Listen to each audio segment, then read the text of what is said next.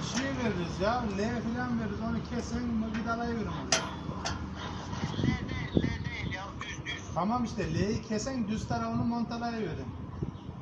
Nasıl keseceğiz? Flexini. Ben burada sana ayarla keserim ya.